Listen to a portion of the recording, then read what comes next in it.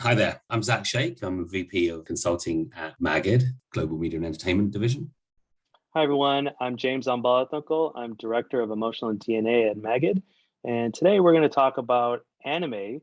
And just to level set on what anime is, it's primarily from Japan, and it's a style of animation. Now, in Japan, anime is just animation. But in the Western world, we definitely view animation and anime a little differently. Anime is very distinct in its visual style, in its use of color, and also in the emotions that it appeals to. It's not just comedy, action, fun. There can also be an element of drama to anime. Yeah, and I think what's fascinating about anime is actually when we look at the titles that are part of that genre, a lot of them aren't necessarily recognizable to people at large, right? It's seen as more of a niche genre. You got titles like Attack on Titan, My Hero Academia, Avatar: The Last Airbender. I think is probably the biggest title in the genre, and some people may know that. But what's ostensibly seen as a niche category, actually, and I think this is what's fascinating, is in our data that we capture is really a genre that can help drive businesses and help drive new subscription platforms.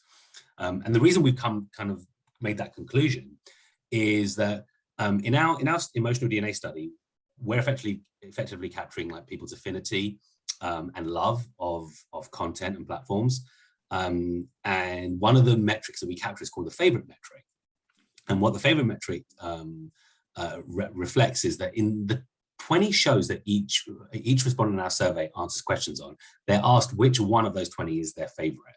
Anime actually ranks really, really high amongst a certain audience group, and that audience group is the under 25s. So we capture data starting as early as 12 and going all the way up to 75. And that 12 to 25 age group, they rank anime out of all genres as their second most favorite after drama. And what we've done, and what we've noticed in studies that we've done, is that when there's really a strong correlation between when shows are high in favorite and the propensity for that person to subscribe to a new platform. So what that really means is that the more that a show is a favorite, the more likely someone is to pay for a new subscription platform. We've seen that really strong in the under 25s for anime. And that's why I'm putting my studio hat on here. But if you're a studio and you're looking for where are sources of IP that I can mine, not only in the short term, but over the next 5, 10, 20, 30 plus years, that's why anime is a place that really needs to be looked at. It's often overlooked, but looking at history and historically, Marvel, once upon a time, just started off as a small, very niche, comic book stores, bunch of nerdy kids, starting very small. It eventually blew up through certain smaller live action shows, animated shows. It went through a whole history, and now it's a huge cultural staple that has huge reach across the board, not only just domestically, but internationally. So it's definitely a place that studios should really look at if they want to look at IP that they can mine. And right now you're looking at an audience that's primarily under a 25, but as we all know, they're going to grow up one day, and you can appeal to nostalgia, you can appeal to spin-offs, and so on and so forth. Yeah, I mean, I really like that idea about that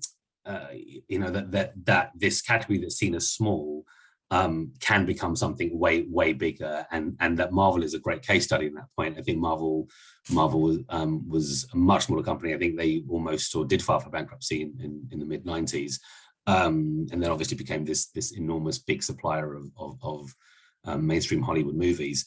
And the idea that anime can be like that.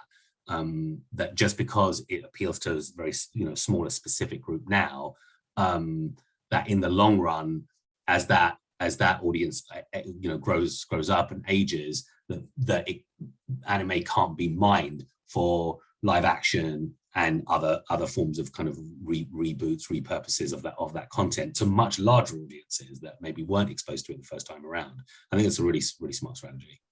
Yeah, and we're seeing platforms such as Netflix. Recently, they announced Cowboy Bebop acquiring the animated series. They're also coming out with a live action version of Cowboy Bebop.